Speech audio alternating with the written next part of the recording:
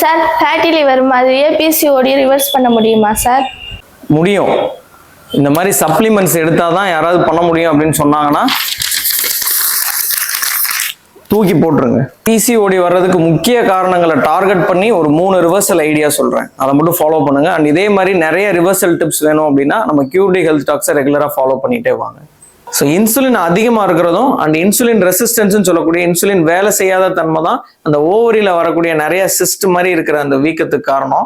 So அதை கம்மி பண்ணுறதுக்கு ஒரு நாளைக்கு 7000 ஸ்டெப்ஸ் நடக்கிறது, ப்ளஸ் ஒரு வாரத்தில் 2-3 நாள் ஏதோ ஜிம் இல்லைன்னா வீட்லேயே ஒரு ஸ்ட்ரென்த் ட்ரைனிங் மாதிரி பண்ணிக்கிறது.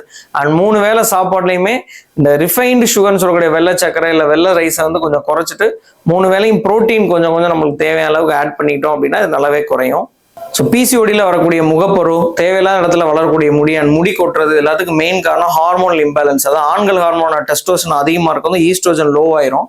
ஸோ இதை சரி பண்ணுறதுக்கு நம்ம ஏர்லியாக டின்னர் முடிச்சுட்டு ஏர்லியாக தூங்க போயிட்டு காலைல ஏர்லி மார்னிங் வந்து நம்ம சொன்ன எக்ஸசைஸ்லாம் சன்லைட்டில் பண்ணிட்டு ஒரு 3 to 5% அளவுக்கு வெயிட் லாஸ் பண்ணிட்டு உங்கள் டாக்டரை கன்சல்ட் பண்ணிட்டு ஏதாவது உங்களுக்கு ஏதாவது அயன் டெஃபிஷியன்சி இல்லை vitamin B12, calcium, vitamin D இதெல்லாம் இருந்தது அப்படின்னா கரெக்ட் பண்ணிட்டீங்கனாலே போதும். இன்ஃப்ளமேஷன் சொல்லக்கூடிய புண்ணாகிற தன்மையை கம்மி பண்ணுறதுக்கு நல்லா தூங்கி எந்திரிச்சு நல்லா ரிலாக்ஸ்டாக எதை பற்றியும் யோசிக்காமல் இருந்தாலே கார்டிசால்னு சொல்லக்கூடிய ஸ்ட்ரெஸ் ஹார்மோன் அளவு குறைஞ்சிரும்.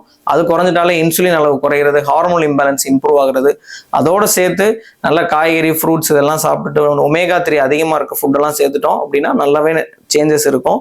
அண்ட் இதெல்லாம் நீங்கள் ட்ரை பண்ணி பாருங்கள். இதெல்லாம் ஒரு ஜென்ரல் டிப்பு தான். ஸ்பெசிஃபிக்கான உங்களுக்கு ஒரு கன்சல்டேஷன் வேணும்னா கண்டிப்பாக உங்கள் டாக்டரை கன்சல்ட் பண்ணிக்கோங்க.